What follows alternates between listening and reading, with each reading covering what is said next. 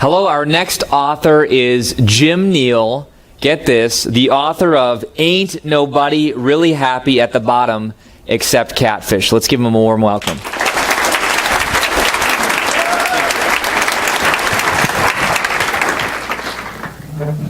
Suppose for the moment that you had the ability to change one flaw in the world, one imperfection. What would that be? Now, before I tell you my answer, it's in the book. It's a story that happened in my life.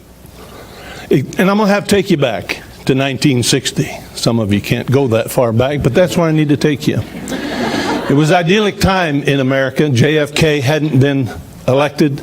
We hadn't weathered the Vietnam War, and we hadn't been to the moon. It was a great time, and I grew up in a little town. 2 summers before that, I had worked the fields. I had picked strawberries, raspberries, blueberries, apples, peaches, tomatoes. If it grew, I picked it. But that summer, I was going to turn 13. I said, Dad, I don't want to work the fields. I want to mow lawns. He said, okay. Go out and find 20, 25 yards, and we'll go get you a mower. So I went. In 2 days, I had the allotted number, and I went home and got Dad, and Dad said, let's go get a mower. So we went down to John Strayline's hardware store. Now, it was right out of Mayberry, USA.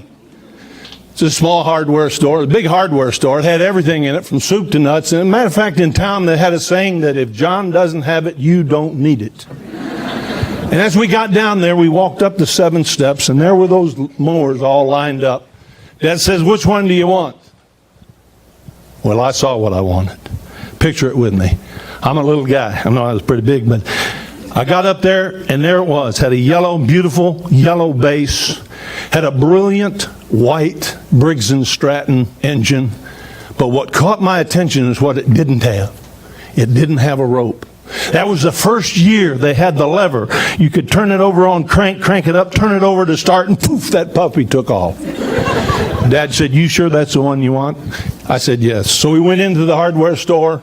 We got all the other stuff, put it up on the counter. He added it up. I was looking for Dad, said, hey, you going to pay for this stuff? And then I heard the words. He said, John, the boy needs credit. And I realized I was buying it. Said he'll be in here every Saturday to pay for it until it's paid. And I have to hurry. But he grabbed me as I got ready to leave, and he said, shake John's hand. And I put my little 13-year-old paw up there, grabbed by a grizzly, calloused hand of 70 years. And my dad took me, and he turned me around, he looked me in my eye. And he said, son, I want to tell you something. When you put your hands to it and you give your word for it, you damn well better do what you say you're going to do. Be true to your God. Be true to yourself. And as Polonius said to his son, above all else, be true to yourself. Because as sure as day follows night, then you cannot be false to any man. God bless you.